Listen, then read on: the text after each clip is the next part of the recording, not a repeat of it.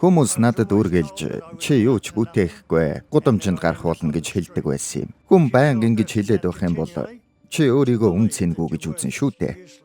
Энэ түүх яг 1949 онд би 7 настай байхад эхэлсэн юм. Миний аав нас барсан.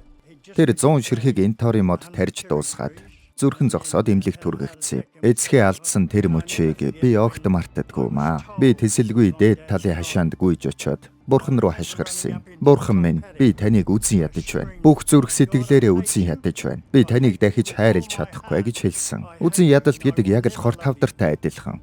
Зүгээр зогсдоггүй, улмал томордог.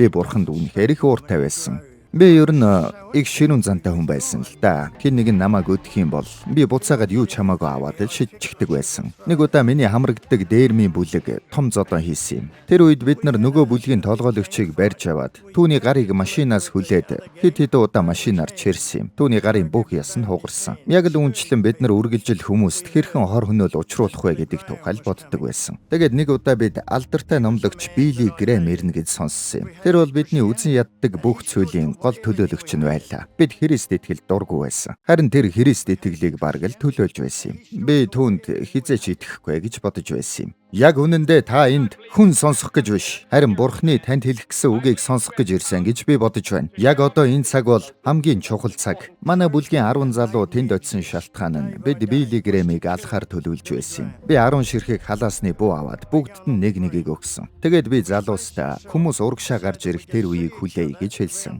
Бид бие биенээсээ зай авч зогсоод Билли Грэмийн номлолыг сонсож байсан юм. Хүмүүсийг урагшаа уурах үед нь бид гараад түүний амийг таслах болно гэж шийдсэн. Энд олон залуучууд ирсэн байна.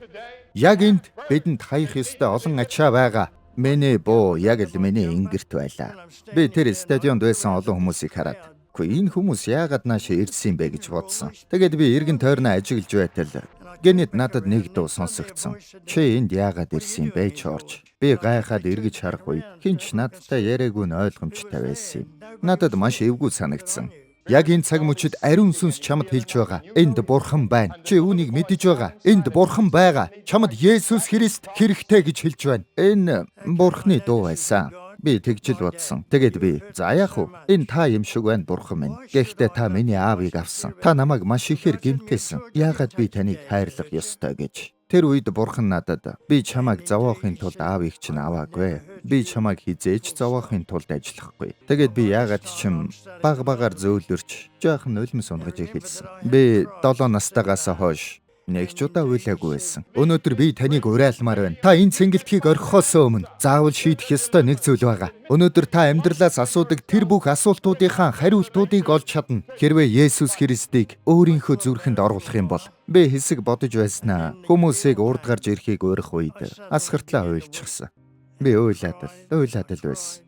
Миний буу миний ингэрт байсаар байгаа шүү дээ. Тэгээд би яасан бэ гэвэл би бууга гаргаж газарт тавиад тэгээд тайзны урагшаа гүйсэн юм. Есүс Христэд итгэж түүнд амьдралаа өгсөн тэр агшин л бүхнийг өөрчилсөн. Итгэл гэдэг бол Христэд итгэхийг хэлж байгаа юм.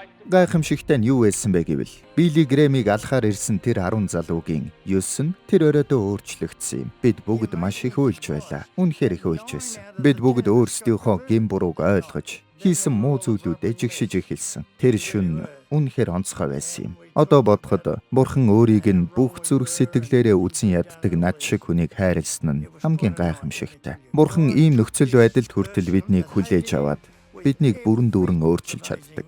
Тэр намайг бас өөрчилсөн юм. Үүнд нь би өдөр бүр талархдаг. Өдөр болгон шүү дээ.